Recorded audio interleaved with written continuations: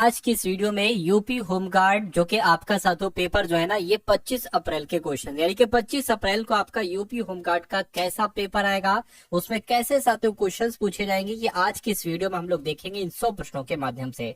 मैंने साथों इसमें इतिहास, इसमें भूगोल, इसमें संविधान, अर्थशास्त्र, विज्ञान और करंट अफेयर का संपूर्ण निचोड़ साथों समाहित किया है। अगर आप चाहते हैं कि आप यूपी होमगार्ड में साथों एक निश्चित सीट अपनी पक्की करें 25 अप्रैल की परीक्षा में, तो ये 100 सवालों के जवाब आपको साथियों पहले से मालूम होना चाहिए। इसलिए आप साथियों अपने माता पिता के सपने को पूरा करने के लिए आपने इस वीडियो में एंट्री की है और आप इस एग्जाम को साथियों क्रैक करना चाहते हैं बेहद आसानी के साथ। तो साथियों बस तैयार हो जाइए। साथियों जो जो आपको पढ़ाया जाए, जितने क्वेश्चंस आपको करवाए जाए, उतने क्वेश्चंस आप लोग देख लीजिएगा, आपका पेपर ये बहुत आराम से क्रैक हो जाएगा। चलिए तो पहला सवाल आपकी स्क्रीन पर है, आपसे पूछा जा रहा है कि हंसाने वाली गैस का रासायनिक नाम क्या होता है। तो हंसाने वाली गैस की अगर हम बात करें तो इसको क्या कहा जाता है, नाइट्रस ऑक्साइड कहा जाता है। और ऐसा कहां पर लिखा हुआ है, ऐसा आपका ऑप्शन नंबर सी में लिखा हुआ है। उसके बाद देखिए साथियों, लोहे पर जंग लगना ये किसका उदाहरण है। तो लोहे पर जंग लगना साथियों ये किसका उदाहरण है, आपसे पूछा जा रहा है ऑक्सीकरण का या साथियों अपचयन का, प्रतिस्थापन का। आपको ध्यान रखना है ये ऑक्सीकरण का उदाहरण है। क्या लोहे पर जंग लगना है, डायरेक्ट आपसे एग्जाम में सवाल पूछा जाएगा, इसलिए बहुत बेहतरीन तरीके से इन सारे सवालों को आप लोग देखते जाइए। आपसे कह रहे कि सूर्य की ऊर्जा मुख्य स्रोत है, सूर्य की ऊर्जा का मुख्य स्रोत क्या है साथियों, तो ये नाभिकीय संलयन है। आंसर आपको ऑप्शन नंबर बी होगा। अगला देखिए साथियों, रॉकेट का प्रक्षेपण न्यूटन के किस नियम पर आधारित था, प्रथम नियम पर, द्वितीय नियम पर, तृतीय नियम पर। तो आपको मालूम होना चाहिए रॉकेट का प्रक्षेपण नियम जो है ना ये न्यूटन के तीसरे नियम पर आधारित था। सही जवाब जिनका भी ऑप्शन नंबर सी है तो बिल्कुल करेक्ट है। उसके बाद देखिए, निम्नलिखित में से कौन केवल पादप कोशिकाओं में मौजूद होता है। क्या कोशिका झिल्ली केवल पादप कोशिकाओं में मौजूद होती है, माइट्रोकॉन्ड्रिया कोशिका भित्ति। तो आपको यहाँ पर याद रखना है कि केवल पादप कोशिकाओं में क्या मौजूद होता है, सेल वॉल मौजूद होते हैं, यानी कि कोशिका भित्ति मौजूद होती है। ये आपके एग्जाम में क्वेश्चंस आएगा।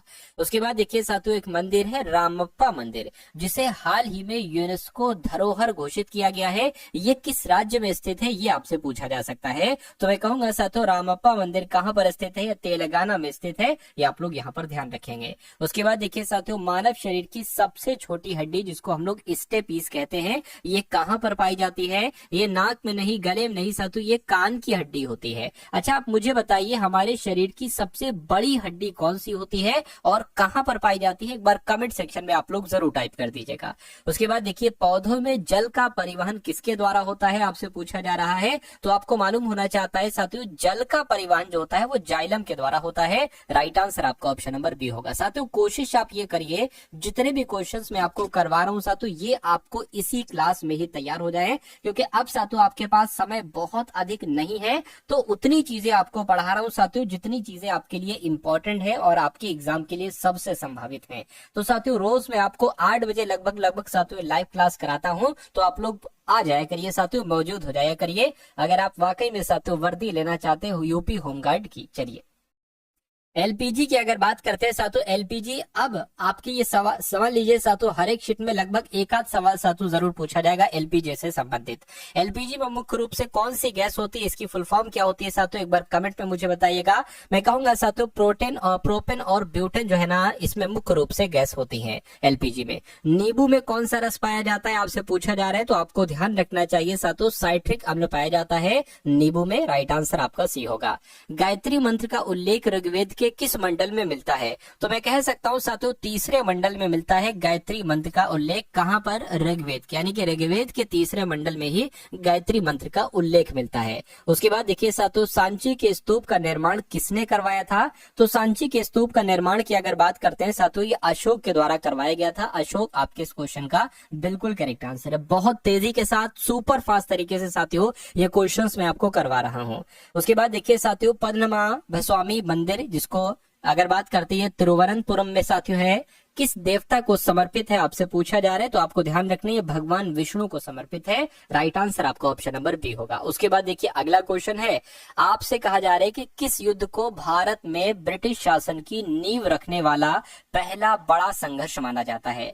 तो पता किसकी बात चल रही है साथियों, प्लासी की युद्ध की बात चल रही है। प्लासी की लड़ाई कब हुई थी साथियों, 1757 में हुई थी प्लासी की लड़ाई। और प्लासी की लड़ाई को ही साथियों, प्लासी की युद्ध को ही भारत में ब्रिटिश शासन की नींव रखने वाला पहला बड़ा संघर्ष माना जाता है। आंसर आपका ऑप्शन नंबर बी होगा।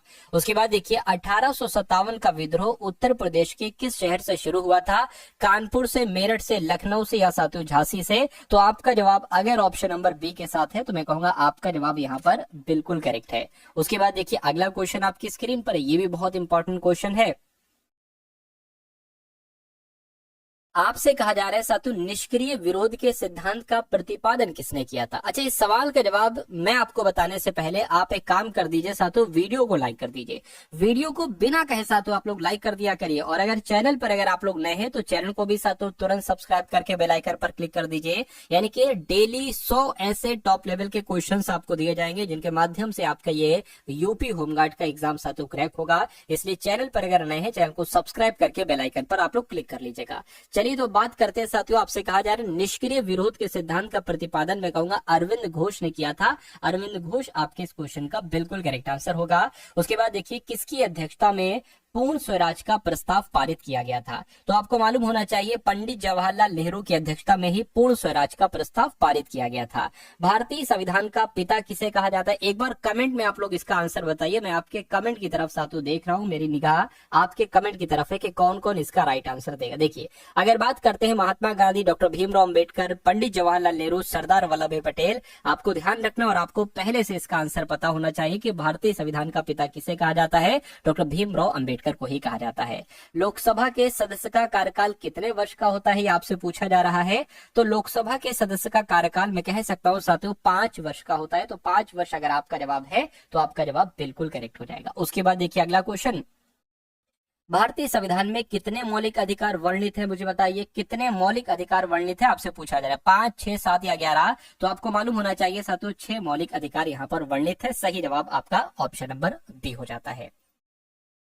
तो यहाँ पर अगर बात करें महेंद्र का, रुचि का आंसर आ रहा है, अमन का, गोविंद कुमार का, सुमन कुमारी का, पुष्पा वर्मा का, सोनू का, सोनू माथुर का, गोविंद कुमार का, अखिलेश का, है ना। चलिए संजय का, अमरपाल का, सभी का आंसर यहाँ पर लगभग बिल्कुल सही जा रहा है। उसके बाद देखिए उत्तर प्रदेश के प्रथम मुख्यमंत्री आपसे पूछे जा रहे हैं साथियों, आपको मालूम होना चाहिए गोविंद वल्लभ पंत ये कौन थे?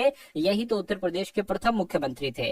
भारतीय संविधान का जो अनुच्छेद 20 है ये बहुत इंपॉर्टेंट आपके लिए है। इसमें किस बात का जिक्र किया गया है? इसमें पदवियों का उन्मूलन किया गया नहीं, इसमें दोष सिद्धि के संबंध में संरक्षण की बात की गई है, नागरिकता के अधिकार की निरंतरता की बात नहीं साथियों, इसमें दोष सिद्धि के संदर्भ में संरक्षण की बात की गई है अनुच्छेद 20 में। उसके बाद देखिए साथियों केंद्रीय बजट 2026-27 में किस मंत्रालय को सबसे अधिक आवंटन प्राप्त हुआ था? तो ये बहुत इंपॉर्टेंट क्वेश्चन है साथियों, जिसपे इंपॉर्टेंट लिख दो वो आपके लिए वाकई में बहुत इंपॉर्टेंट होगा, है ना। तो सबसे ज्यादा आवंटन प्राप्त हुआ था साथियों किस मंत्रालय को? तो मैं कह सकता हूं साथियों रक्षा मंत्रालय को। रक्षा मंत्रालय आपके सवाल का जवाब होगा। उसके बाद देखिए गरीबी हटाओ की अवधारणा किस पंचवर्षीय योजना में शुरू की गई थी? तो आपको मालूम होना चाहिए साथियों ये 5वीं पंचवर्षीय योजना में शुरू की गई थी। सही जवाब आपका ऑप्शन नंबर सी होगा। उसके बाद देखिए अगला सवाल आपकी स्क्रीन पर, आपसे कहा जा रहा है कि भारतीय अर्थव्यवस्था में विदेशी मुद्रा भंडारण का प्रबंधन किसके द्वारा किया जाता है? तो अगर बात करते हैं साथियों इस सवाल के जवाब की, तो आरबीआई के द्वारा किया जाता है। भारतीय अर्थव्यवस्था में विदेशी मुद्रा भंडारण का जो प्रबंधन किया जाता है साथियों वो रिजर्व बैंक ऑफ इंडिया के द्वारा ही किया जाता है। अगला सवाल आपकी स्क्रीन पर है, अर्थशास्त्र का जनक किसे माना जाता है? ये भी बहुत इंपॉर्टेंट क्वेश्चन है साथियों। अर्थशास्त्र का जनक पता किसे कहा जाता है? एडम स्मिथ को ही साथियों अर्थशास्त्र का जनक माना जाता है। ये आप लोग याद रखेंगे, ये भी आपके लिए अच्छा सवाल है। उसके बाद देखिए अगला क्वेश्चन आपकी स्क्रीन पर है, कहा जा रहा है कि भारत सरकार द्वारा नीली अर्थव्यवस्था, है ना, नीली अर्थव्यवस्था 2.0 के तहत किस गतिविधि को विशेष प्राथमिकता दी गई थी? तो मैं कह सकता हूँ साथियों कोयला खनन को तो नहीं, तटीय जल कृषि और जलवायु अनुकूल गतिविधियों को विशेष प्राथमिकता दी गई थी नीली अर्थव्यवस्था के तहत। ये बात बिल्कुल सही, इसलिए आपके सवाल का जवाब जो जाएगा वो ऑप्शन नंबर बी के साथ जाएगा। उसके बाद देखिए पूर्वोत्तर, साथियों इस वीडियो को अगर आप शेयर कर सकते हैं या आपके पास कुछ ग्रुप्स हैं या कुछ मित्र हैं उनको इस वीडियो को तुरंत शेयर कर दीजिए। पूर्वोत्तर भारत के किस राज्य में लोसार उत्सव, ये लोसार उत्सव वाला साथियों सवाल आपके लिए बहुत इंपॉर्टेंट है। आपसे बार बार पूछा जाता है लोसार उत्सव मुख्य रूप से तिब्बती बौद्ध नववर्ष के रूप में कहां पर मनाया जाता है? तो त्रिपुरा में मनाया जाता है साथियों तुषार उत्सव, राइट आंसर अगर आपका ऑप्शन नंबर बी है तो बिल्कुल करेक्ट है। दक्षिण भारत का शास्त्रीय नृत्य जिसका नाम है मोहिनी अट्टम किस राज्य की पारंपरिक विरासत है? तो मोहिनी अट्टम कहां पर किया जाता है? मैं कहूंगा साथियों मोहिनी अट्टम केरल का नृत्य है, इसलिए केरल आपके इस क्वेश्चन का आंसर होगा। उसके बाद देखिए साथियों, मेघालय की खासी और जयंतिया जनजातियों द्वारा मनाया जाने वाला शाद सुख माइंसियम ये क्या है? तो इस सवाल डायरेक्ट आपसे पूछा जाएगा, ये धन्यवाद देने वाला एक फसल उत्सव है ना। इस सवाल को एक बार और पढ़ लीजिएगा क्योंकि ये सवाल आपके लिए वाकई में इंपॉर्टेंट है। उसके बाद देखिए, जीरो बजट नेचुरल फार्मिंग का मुख्य घटक साथियों क्या है? मुझे बताइए देखकर। रासायनिक यूरिया का प्रयोग नहीं साथियों, जीवामृत और बीजामृत का प्रयोग। बिल्कुल साथियों, जीरो बजट नेचुरल फार्मिंग का मुख्य घटक क्या है? जीवामृत और बीजामृत का प्रयोग करना। उसके बाद देखिए, नमो शेतकरी महासम्मान निधि योजना जो पीएम किसान के पूरक के रूप में चर्चा में है, इसका संबंध साथियों किस क्षेत्र से है? तो इसका संबंध की अगर बात करते हैं तो महाराष्ट्र से साथियों इसका संबंध है। उसके बाद देखिए, विकसित भारत गारंटी योजना रोजगार योजना का मुख्य उद्देश्य क्या है? तो इस योजना का उद्देश्य क्या है? शहरी आवास का निर्माण करना नहीं साथियों। देखिए, रोजगार की बात की गई है तो युवाओं को रोजगार के अवसर प्रदान करना ही विकसित भारत गारंटी रोजगार योजना का मुख्य उद्देश्य है। सही जवाब आपको ऑप्शन नंबर बी होगा। उसके बाद देखिए साथियों, लॉजिस्टिक्स प्रदर्शन सूचकांक 2026 में भारत की रैंकिंग में सुधार का मुख्य कारण क्या है? तो यहाँ पर अगर बात करें साथियों, आपको देखिए विदेशी पर्यटन तो नहीं हो सकता, पीएम गति शक्ति और राष्ट्रीय लॉजिस्टिक्स नीति ये आपके सवाल का जवाब होगा। यानी कि लॉजिस्टिक्स प्रदर्शन सूचकांक 2026 में भारत की रैंकिंग में सुधार का मुख्य कारण क्या है? पीएम गति शक्ति और राष्ट्रीय लॉजिस्टिक्स नीति है। भारत के किस बंदरगाह को प्रथम पूर्णतः संचालित स्वचालित टर्मिनल के रूप में विकसित किया गया है? तो आपको साथियों क्या देखिए, कांडला, विशाखापट्टनम, पारादीप या विलिंजम अंतरराष्ट्रीय बंदरगाह। मैं कहूंगा भारत के किस बंदरगाह को? तो विलिंजम अंतरराष्ट्रीय बंदरगाह को पूरी तरीके से प्रथम संचालित स्वचालित टर्मिनल के रूप में विकसित किया गया है। ये क्वेश्चन साथियों इंपॉर्टेंट है, आप लोग यहाँ पर याद रखेंगे। उसके बाद देखिए साथियों, आप लोग आंसर देते जाइए, जो भी आपके समझ में आ रहा है साथियों आंसर आप लोग बताते जाइए। सैंपल रजिस्ट्रेशन सिस्टम के आंकड़ों के अनुसार भारत की TFR कितनी है? आपसे पूछी जा रही है। तो साथियों ये 1.9 है। कितनी है? 1.9 है। चलिए, अमृत 2.0 मिशन का मुख्य लक्ष्य शहरी क्षेत्रों में क्या सुनिश्चित करना है? तो पता साथियों 100% जल आपूर्ति और सीवरेज प्रबंधन करना। मैं कहूंगा बिल्कुल सही जवाब। अमृत 2.0 का मिशन मुख्य लक्ष्य शहरी क्षेत्रों में क्या सुनिश्चित करना है? तो 100% जल की आपूर्ति और सीवरेज प्रबंधन करना है। उसके बाद देखिए साथियों, वायु प्रदूषण निवारण और नियंत्रण अधिनियम किस वर्ष पारित किया गया? ये इंपॉर्टेंट क्वेश्चन है, ये आपके लिए इंपॉर्टेंट क्वेश्चन है, आप लोग याद रखेंगे। तो ये 1981 आपके इस क्वेश्चन का आंसर होगा। यानी कि वायु प्रदूषण निवारण नियंत्रण अधिनियम ये 1981 में ही साथियों पारित किया गया, ये आप लोग याद रखेंगे। उसके बाद देखिए साथियों, इस सवाल का जवाब मुझे आपसे चाहिए है, यानी कि आप इस सवाल का जवाब बताएंगे कि बखीरा पक्षी अभ्यारण्य रामसर साइट उत्तर प्रदेश के किस जिले में स्थित है? क्या गोरखपुर में है, बस्ती में है, संत कबीर नगर में है या साथियों कुशीनगर में है? तो आपको मालूम होना चाहिए ये संत कबीर नगर में है बखीरा पक्षी अभ्यारण्य। ये चर्चित सवाल है, आपके एग्जाम में आएगा। उसके बाद देखिए साथियों, होमगार्ड का सवाल आ गया। होमगार्ड के रूप में पर्यावरण संरक्षण में आपकी प्रत्यक्ष भूमिका क्या हो सकती है? तो क्या हो सकती है? कई नीतियां बनाना, वनों की अवैध कटाई को रोकना और स्थानीय जल निकायों की सुरक्षा में पुलिस का सहयोग करना, विदेशों से समझौता करना, केवल प्रदूषण मापना। तो आप होमगार्ड हैं, पर्यावरण संरक्षण में आपकी क्या भूमिका हो सकती है? नई नीतियां थोड़ी ना बनाने लगोगे आप। हाँ, जो वनों की अवैध कटाई हो रही है उसको रोक सकोगे आप, और स्थानीय जल निकायों की सुरक्षा में आप पुलिस की सहायता कर सकते हो। तो आपके सवाल का जवाब अगर ऑप्शन नंबर बी के साथ है तो बिल्कुल करेक्ट है। अगला क्वेश्चन आपकी स्क्रीन पर है, ये देखिए, ये इंपॉर्टेंट क्वेश्चन है, आएगा तो डिक्टो आएगा, रत्ती भर का चेंजेस इसमें नहीं होगा। चलिए, आपसे कहा जा रहा है सातों सवाल एक बार देख लीजिए अच्छे तरीके से। कह रहे हैं निम्नलिखित कथनों पर आपको विचार करना है ना? निम्नलिखित कथनों पर आपको विचार करना है। भावर क्षेत्र शिवालिक के दक्षिण में स्थित है जहां नदियां भूतल से लुप्त हो जाती हैं। ये तो पहला हो गया। ये दूसरा हो गया, तराई क्षेत्र भावर के दक्षिण में स्थित है, एक दलदली पट्टी है जहां नदियां पुनः प्रकट हो जाती हैं। अब उपरोक्त में से कौन सा कथन सही है, ये आपसे कुल मिला के यहाँ पर साथियों पूछा जा रहा है। मैं कहूंगा ये तो दोनों ही कथन सही है, यानी कि पहला वाला भी सही है और और दूसरा वाला भी सही है। तो ऐसा कहां पर लिखा हुआ है? ऐसा ऑप्शन नंबर सी में लिखा हुआ है कि दोनों सही हैं। उसके बाद देखिए अगला क्वेश्चन है, लोकटक झील के संदर्भ में निम्नलिखित कथनों पर आपको विचार करना चाहिए। साथियों देखिए यहाँ पर अगर बात करें हम लोग साथियों, आपसे कहा जा रहा है, पहला कथन कहा जा रहा है कि यह उत्तर पूर्वी भारत की सबसे बड़ी मीठे पानी की झील है। बिल्कुल साथियों, लोकटक झील जो है ना, ये उत्तर पूर्वी भारत की सबसे बड़ी मीठे पानी की झील है और विश्व का एकमात्र तैरता हुआ राष्ट्रीय उद्यान केबुल लामजाओ यहाँ स्थित है। ये बात भी बिल्कुल सही है, यानी कि यहाँ पर भी दोनों ही बिल्कुल सही हो जाएंगे और ऑप्शन नंबर सी आपका जवाब हो जाएगा। उसके बाद देखिए साथियों, मेघालय का पठार भूवैज्ञानिक रूप से किसका विस्तार है? तो ये साथियों प्रायद्वीपीय पठार का विस्तार है। मेघालय का पठार भूवैज्ञानिक रूप से किसका विस्तार है? तो साथियों प्रायद्वीपीय पठार का है। ये आपको ध्यान रखना है। निम्नलिखित में से कौन सा युग्म सही से मेल खाता है? तो कौन सा युग्म साथियों सही से मेल खाता है, ये आपसे कुल मिला के यहाँ पर पूछा जा रहा है, मुझे बताइए। चलिए फटाफट साथियों देखिए, तुलबुल परियोजना के हिमाचल प्रदेश में स्थित है ना। देखिए मुझे तो एक यहाँ पर सही लग रहा है, गुजरात वाला। कौन सा साथियों? मुझे यहाँ पर गुजरात वाला आपका जो है ना वो बिल्कुल, यानी कि उकाई परियोजना कहाँ पर है? तो गुजरात में, यानी कि आपके इस क्वेश्चन का जो आंसर होगा वो ऑप्शन नंबर डी के साथ जाएगा। अगला क्वेश्चन देखिए, भारत में पेट्रोकेमिकल हब के रूप में प्रसिद्ध जामनगर, गुजरात का जामनगर की स्थिति का सबसे प्रमुख कारण साथियों क्या है? बताइए साथियों। यानी कि जो जामनगर है ना, ये पेट्रोकेमिकल हब के रूप में प्रसिद्ध है। तो ये क्यों प्रसिद्ध है, ये बात आपसे पूछी जा रही है। ये आयातित तेल के लिए बंदरगाह से निकटता के लिए साथियों प्रसिद्ध है, पास में है, इसलिए प्रसिद्ध है। आंसर आपका ऑप्शन नंबर बी होगा। चलिए, राष्ट्रीय जलमार्ग 2 किस नदी पर और किन दो शहरों के बीच स्थित है? ये बहुत इंपॉर्टेंट क्वेश्चन है साथियों, आप लोग याद रखेंगे। मैं कहूंगा साथियों देखिए, राष्ट्रीय जलमार्ग 2 जो है ना, ये किस नदी पर स्थित है? तो ये ब्रह्मपुत्र नदी पर स्थित है और सदिया से धुबरी के बीच स्थित है। सदिया शहर से धुबरी शहर के बीच स्थित है, ये आपको ध्यान रखना है। देखिए जो थोड़े से कठिन सवाल है ना, वो डिक्टो आपके एग्जाम में पूछे जाएंगे, रत्ती भर का चेंज नहीं होगा। उसके बाद देखिए, फेडरल बैंक का मुख्यालय कहाँ पर स्थित है आपसे पूछा जा रहा है? तो मैं कहूंगा कोच्चि में स्थित है फेडरल बैंक का मुख्यालय। निम्नलिखित में से सुमेलित करना है, आपको सुमेलित करना है ना, खनिज और उनके प्रमुख उत्पादक जिलों के बारे में आपसे यहाँ पर कुल मिला के पूछा जा रहा है। फटाफट साथियों आप लोग बताइए। चलिए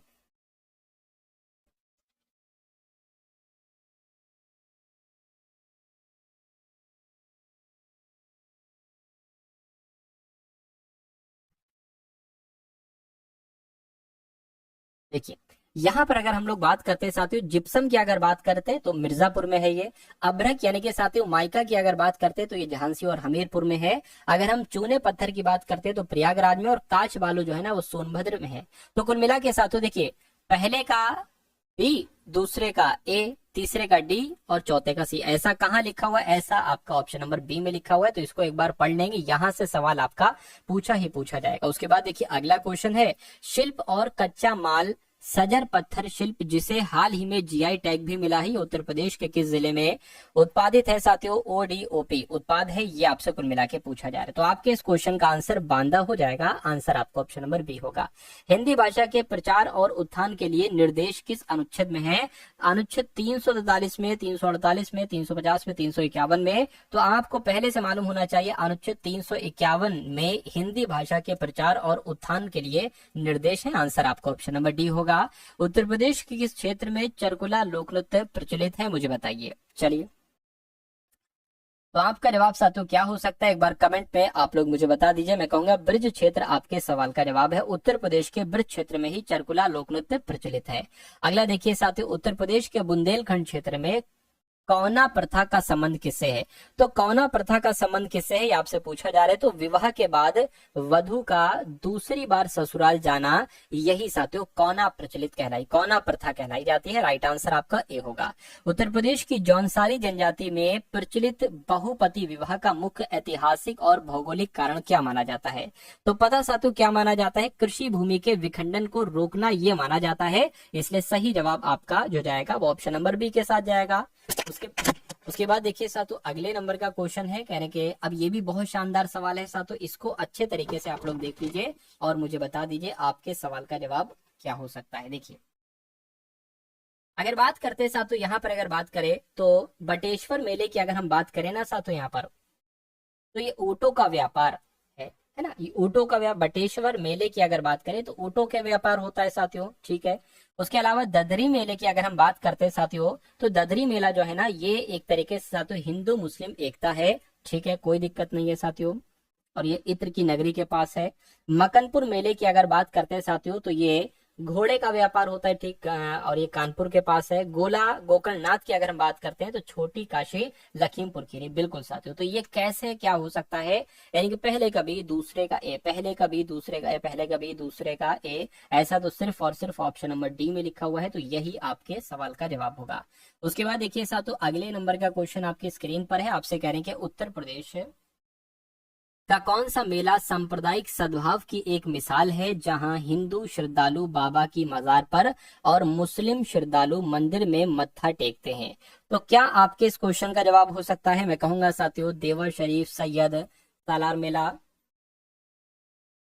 कबीर मेला या नौचंदी मेला। तो नौचंदी मेला आपके इस क्वेश्चन का आंसर होगा, यानी कि उत्तर प्रदेश का ये वो मेला है जहां पर सांप्रदायिक सद्भाव की एक मिसाल है, जहां हिंदू श्रद्धालु बाबा की मजार पर और मुस्लिम श्रद्धालु मंदिर में मत्था टेकते हैं। राइट आंसर आपका ऑप्शन नंबर डी होगा। उसके बाद देखिए साथियों, वाराणसी में मनाया जाने वाला देव दीपावली उत्सव दीपावली के कितने दिन बाद मनाया जाता है, ये सवाल आपसे पूछा जा सकता है। तो ये साथियों 15 दिन बाद मनाया जाता है। आंसर आपका जो रहेगा वो ऑप्शन नंबर बी के साथ जाएगा। उसके बाद देखिए साथियों, उत्तर प्रदेश के जेवर क्षेत्र की रहने वाली दादी चंद्रू तोमर और प्रकाशी तोमर ने किस खेल में अंतरराष्ट्रीय ख्याति प्राप्त कर राज्य का नाम बढ़ाया है। तो पता साथियों साथियों निशानेबाजी के क्षेत्र में नाम कमाया है। सही जवाब आपका जो जाएगा वो ऑप्शन नंबर क्या होगा, ऑप्शन नंबर साथियों ए के साथ जाएगा।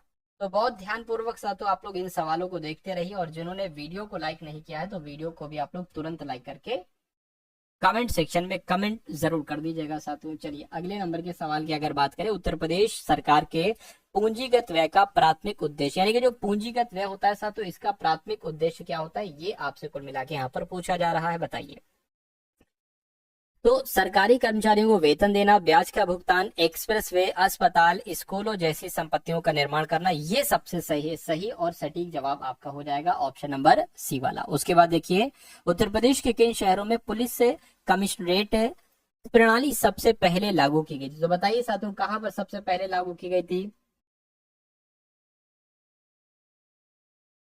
बताइए। ये भी बहुत शानदार और बहुत इंपॉर्टेंट क्वेश्चन है ना।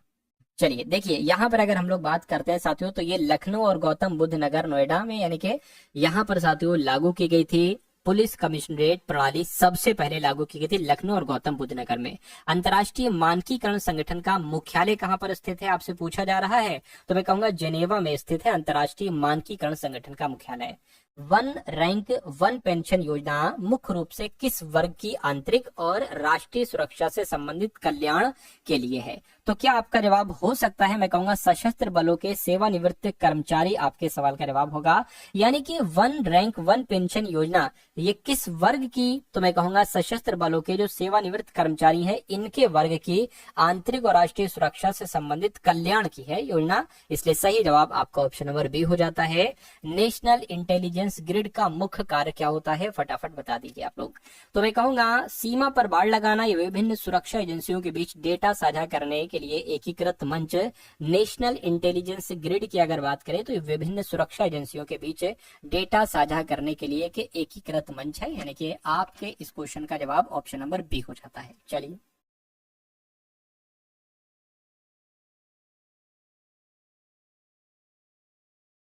अगला सवाल साथियों देख लेते हैं। देखिए पूरे 100 सवाल हम लोग देखेंगे, तो पूरे 100 सवालों के बीच साथियों अगर आपको कोई क्वेश्चन आसान लगता है तो कोई बात नहीं, अच्छी बात है। कोई क्वेश्चन कठिन लगता है तो कोई बात नहीं। ऐसा नहीं आपको करना है कि अगर कोई क्वेश्चन कठिन है तो उसको छोड़कर, वीडियो को ही छोड़कर भागे। अगर आप ऐसा करते हैं तो ये माना जाएगा कि आपको सिलेक्शन से प्यार नहीं है, आपको वर्दी नहीं चाहिए साथियों। आप अपने घर को या अपनी जो भी आपके साथ आने वाली जिंदगी है आप उसको बेहतर नहीं बनाना चाहते। अगर आप अपनी आने वाली जिंदगी को बेहतर बनाना चाहते हैं तो आपके पास पैसा होना बहुत जरूरी है। और पैसा कैसे मिल सकता है, क्या आपके पास इतना पैसा है कि आप कोई बिजनेस शुरू कर सको? अगर नहीं है तो आप मेहनत कीजिए।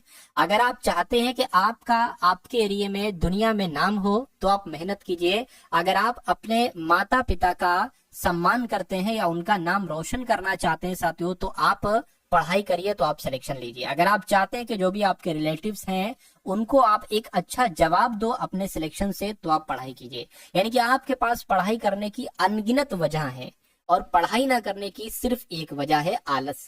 अगर आलस आपके साथ है, अगर आपके साथ हमेशा ये रहता है, तो समझ लीजिए साथियों पढ़ाई करना फिर बहुत मुश्किल हो जाएगी। इसलिए आप सिर्फ और सिर्फ अभी पढ़ाई करिए। अभी इतना समय है कि थोड़ा पढ़कर आप सिलेक्शन अपना निश्चित कर सकते हैं, ठीक है ना। चलिए तो साथियों लगे रहिए, पकड़ लीजिए इस चैनल को। मैं कहूंगा आपका सिलेक्शन तो होकर रहेगा। देखिए भारत और पाकिस्तान के बीच शिमला समझौता किस वर्ष हुआ था, आपसे पूछा जा रहा है। तो मैं कहूंगा 1972 में हुआ था। 1972 आपका जवाब हो जाएगा। उसके बाद देखिए भारत का कौन सा पड़ोसी देश सार्क का सदस्य नहीं, इसमें से कौन सा पड़ोसी देश अपना सार्क का सदस्य नहीं है। देखिए नेपाल, भूटान, मालदीव है, लेकिन म्यांमार नहीं है। तो म्यांमार नहीं है, तो यही आपके इस क्वेश्चन का आंसर हो जाता है। उसके बाद देखिए अंतर्राष्ट्रीय श्रम संगठन की स्थापना किस संधि के तहत हुई थी, तो किस संधि के तहत हुई थी ये आपको यहाँ पर कुल मिला के बताना है। मैं कहूंगा वर्साई संधि के तहत हुई थी अंतर्राष्ट्रीय श्रम संगठन की स्थापना। उसके बाद देखिए शंघाई सहयोग संगठन का मुख्यालय साथियों कहाँ पर स्थित है, तो पता साथियों कहाँ पर स्थित है, बीजिंग में स्थित है शंघाई सहयोग संगठन का मुख्यालय। यूरोपीय संघ से ब्रेक्सिट के माध्यम से अलग होने वाला देश कौन सा है, तो मैं कहूंगा यूनाइटेड किंगडम ही यूरोपीय संघ से ब्रेक्सिट के माध्यम से अलग होने वाला देश है। उसके बाद देखिए साथियों खेलों के क्षेत्र में दिया जाने वाला भारत का सर्वोच्च सम्मान यानी कि मेजर ध्यानचंद्र खेल रत्न पाने वाले पहले खिलाड़ी साथियों कौन थे, तो कौन थे साथियों, विश्वनाथन आनंद थे। तो विश्वनाथन आनंद आपके इस क्वेश्चन का आंसर होगा।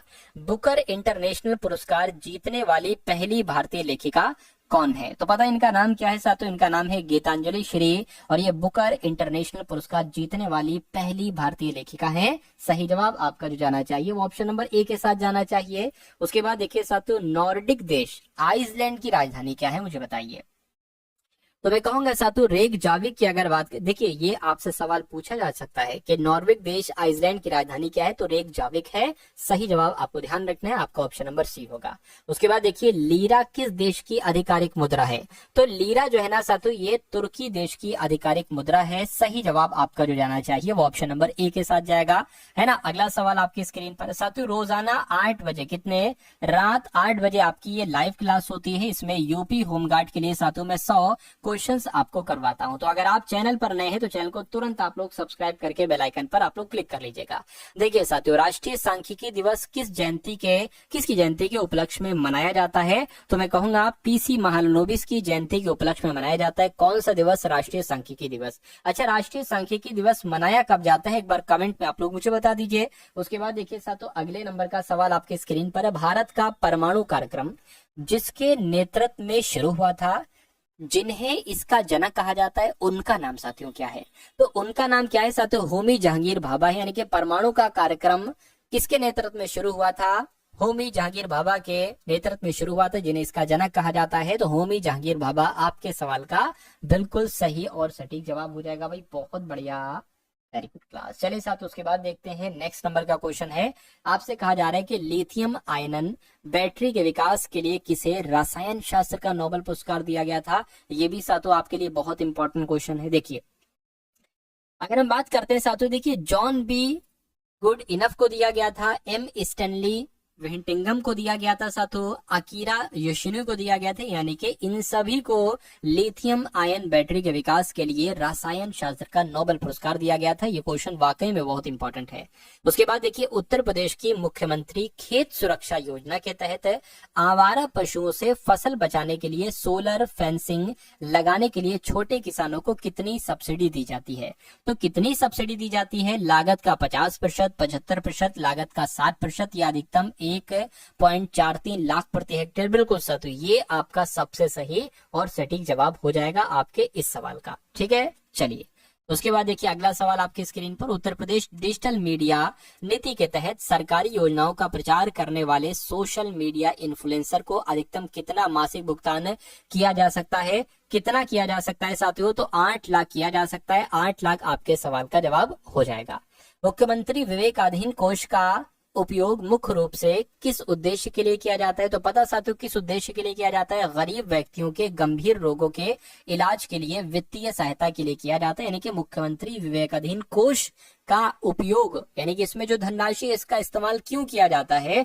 गरीब व्यक्तियों के जो गंभीर रोग हैं इनके इलाज के लिए साथियों उनको पैसे की सहायता देना, वित्तीय सहायता देना, इसलिए किया जाता है। ये भी क्वेश्चन आपके लिए इंपॉर्टेंट है। चलिए अगला देखिए साथियों, देखिए उत्तर प्रदेश का आपका एग्जाम है यूपी होमगार्ड का, तो यूपी की करंट अफेयर भी आएगी, यूपी जीके भी आएंगी साथियों, यूपी से संबंधित, यूपी के इतिहास से संबंधित, यूपी के भूगोल, यानी कि जितने यूपी से संबंधित चीजें हैं, सवाल हैं, वो साथियों सारे आपके एग्जाम में पूछे जाएंगे, इसलिए मस्त तरीके से आप लोग पढ़ते रहिएगा। उत्तर प्रदेश के बुंदेलखंड पठार की औसत ऊंचाई कितनी है और इसकी मुख्य मिट्टी कौन सी है, ये आपसे पूछा जा रहा है। दो चीजें यहाँ पर आपसे पूछी जा रही है साथियों। उत्तर प्रदेश के बुंदेलखंड की औसत ऊंचाई की अगर बात करते हैं तो 300 मीटर है, और मुख्य मिट्टी की अगर बात करें तो लाल मिट्टी है, यानी कि आपके इस क्वेश्चन का आंसर अगर ऑप्शन नंबर ए था तो बिल्कुल सही था। बांगर क्षेत्र के बारे में कौन सा सही है मुझे बता दीजिए। तो मैं कह सकता हूं साथियों यह नदियों का बाढ़ वाला मैदान है ना, ये ऊंचा मैदानी भाग है जहां बाढ़ का पानी नहीं पहुंच पाता है। बाढ़ वाला मैदान है, नहीं साथियों बाढ़ का पानी नहीं पहुंच पाता है, क्यों? क्योंकि ये ऊंचा मैदानी भाग है। ये आपके सवाल का बिल्कुल सही जवाब हो जाएगा।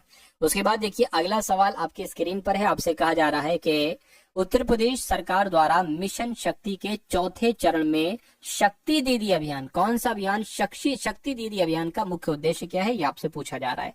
तो महिलाओं को मुफ्त सिलाई मशीन देना, गांव में जाकर महिलाओं को उनके कानूनी अधिकार और सुरक्षा योजनाओं के प्रति जागरूक करना, बिल्कुल सही साथियों। उत्तर प्रदेश सरकार द्वारा मिशन शक्ति के चौथे चरण में शक्ति दीदी अभियान का मुख्य उद्देश्य जो है ना, वो गाँव में जाकर महिलाओं को उनके कानूनी अधिकार के बारे में बताना, सुरक्षा योजनाओं के प्रति उनको जागरूक करना। राइट आंसर आपका ऑप्शन नंबर बी होगा। 2025-26 के दौरान उत्तर प्रदेश के हिमालयी तलहटी तराई क्षेत्र में बादल फटने जैसी घटनाओं में वृद्धि का मुख्य भौगोलिक कारण क्या है साथियों?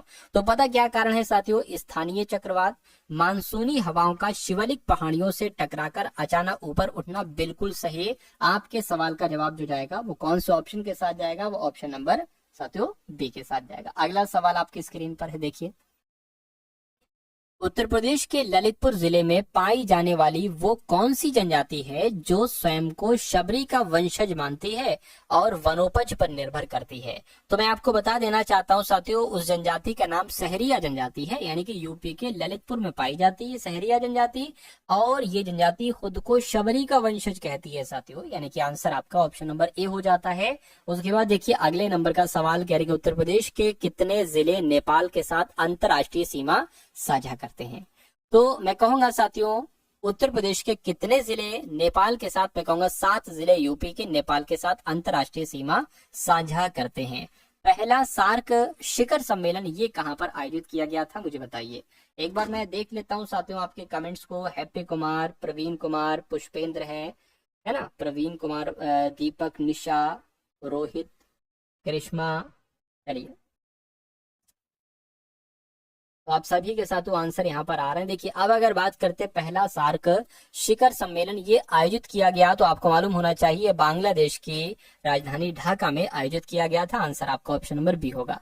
1999 में स्थापित कौन सा शिखर सम्मेलन दुनिया की 20 प्रमुख अर्थव्यवस्थाओं के लिए नेताओं का शिखर सम्मेलन माना जाता है? तो पता किसकी बात चल रही है?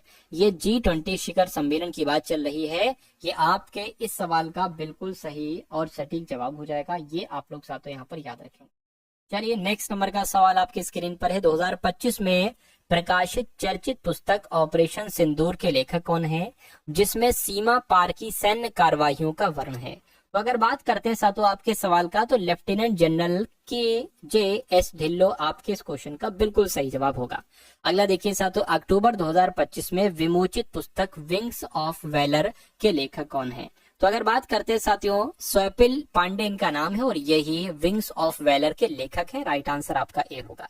सोशल मीडिया पर डिजिटल फुटप्रिंट का मतलब क्या होता है? तो क्या इंटरनेट की गति मापना, इंटरनेट का उपयोग करते समय किसी व्यक्ति द्वारा छोड़े गए डेटा के निशान, बिल्कुल साथियों ये इसका मतलब होता है डिजिटल फुटप्रिंट का। उसके बाद देखिए यूरोप की राइन नदी के किनारे स्थित कौन सा शहर विश्व के सबसे व्यस्त अंतर्देशीय बंदरगाहों में से एक है? ये आपसे पूछा जा रहा है, तो मैं कहूंगा रोटरडैम आपके इस क्वेश्चन का आंसर है। यूरोप के राइन नदी के किनारे स्थित पर यह शहर है रोटरडैम, ये विश्व के सबसे व्यस्त अंतर्देशीय बंदरगाहों में से एक है। उसके बाद देखिए साथियों, सौरगोसे सागर की क्या विशेषता है जो इसे दुनिया के अन्य सागरों से अलग बनाती है? तो मैं आपको बता देना चाहता हूँ, इसकी कोई तटरेखा नहीं है ना, यही इसकी विशेषता है जो दुनिया के अन्य सागरों से इसको अलग बनाती है। हॉर्मुज जल संधि, क्या साथियों, हॉर्मुज जल संधि सामरिक रूप से किन दो महत्वपूर्ण जल निकायों को जोड़ती है? ये आपके एग्जाम में आएगा ही आएगा, किसी भी शिफ्ट में आपसे पूछा जा सकता है। तो फारस की खाड़ी और ओमान की खाड़ी, ये हॉर्मुज जल संधि सामरिक रूप से इन दो महत्वपूर्ण जल निकायों को आपस में जोड़ती है, फारस की खाड़ी और ओमान की खाड़ी को। आंसर आपका ऑप्शन नंबर बी है। निम्नलिखित में से किसे भूमध्य सागर का प्रकाश स्तंभ माना जाता है?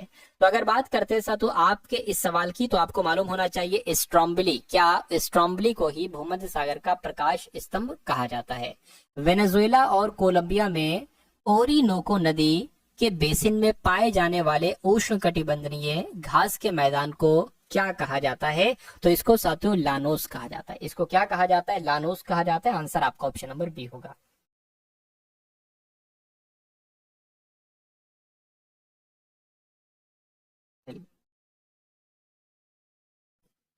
जनवरी 2026 में इसरो द्वारा रिपोर्ट के अनुसार कौन सा मिशन विफल रहा? कौन सा मिशन साथियों विफल रहा? मिशन के बारे में आपसे पूछा जा रहा है। तो PSLV C62 ये विफल रहा जनवरी 2026 में इसरो द्वारा। 2026 की शुरुआत की रिपोर्ट के अनुसार कौन सा देश दुनिया की चौथी सबसे बड़ी अर्थव्यवस्था बन गया है? मुझे बताइए। अभी कुछ देर पहले कोई कमेंट, बहुत बढ़िया, शुक्रिया भाई, शुक्रिया। 2026 की शुरुआत के अनुसार की बात चल रही है, कौन सा देश दुनिया की चौथी सबसे बड़ी अर्थव्यवस्था बन गया है आपसे पूछा जा रहा है। तो भारत बन गया है, अपने देश भारत की बात चल रही है, भारत आपका जवाब है। किस राज्य ने जनवरी 2026 में एक समर्पित आर्टिफिशियल इंटेलिजेंस और मशीन लर्निंग नीति को मंजूरी दी है? तो पता साथियों किसने? राजस्थान ने, यानी कि राजस्थान ने जनवरी 2026 में एक समर्पित आर्टिफिशियल इंटेलिजेंस और मशीन लर्निंग नीति को मंजूरी दी है। किस देश ने विदेशी विज्ञान और प्रौद्योगिकी प्रतिभा को आकर्षित करने के लिए के वीजा नामक एक नई वीजा श्रेणी शुरू की है? तो मैं कहूंगा साथियों ये चीन देश ने किया है। चीन आपके सवाल का जवाब है। कोलकाता में आयोजित कंबाइंड कमांडर्स कॉन्फ्रेंस 2025 का विषय क्या है? तो पता साथियों इसका विषय क्या है? सुधार का वर्ष, यानी कि ईयर ऑफ रिफॉर्म्स इसका है। किस संस्थान ने नई फिन लेस स्नेक ईल प्रजाति की खोज की है? बताइए इसका नाम की अगर बात करें तो इसका नाम साथियों एप्टेरिचटस और कन्याकुमारी है। क्या साथियों? कन्याकुमारी है, एप्टेरिचटस कन्याकुमारी है, ये आपको बता रहे। क्या आपके सवाल का जवाब होगा? मैं कहूंगा भारतीय प्राणी सर्वेक्षण नहीं, राष्ट्रीय मत्स्य आनुवंशिक संसाधन ब्यूरो। बिल्कुल सही साथियों, राष्ट्रीय मत्स्य आनुवंशिक संसाधन ब्यूरो ये वो संस्थान है जिसने नई फिनलेस स्नेक ईल प्रजाति एप्टेरिस्टस कन्याकुमारी की खोज की है। राइट आंसर आपका जो जाएगा वो ऑप्शन नंबर बी के साथ जाएगा। तो ये सारे के सारे सवाल साथियों आप लोगों ने देखे। ये क्लास आपको कैसी लगी सबसे पहले कमेंट सेक्शन में आप लोग बताइएगा, और मैं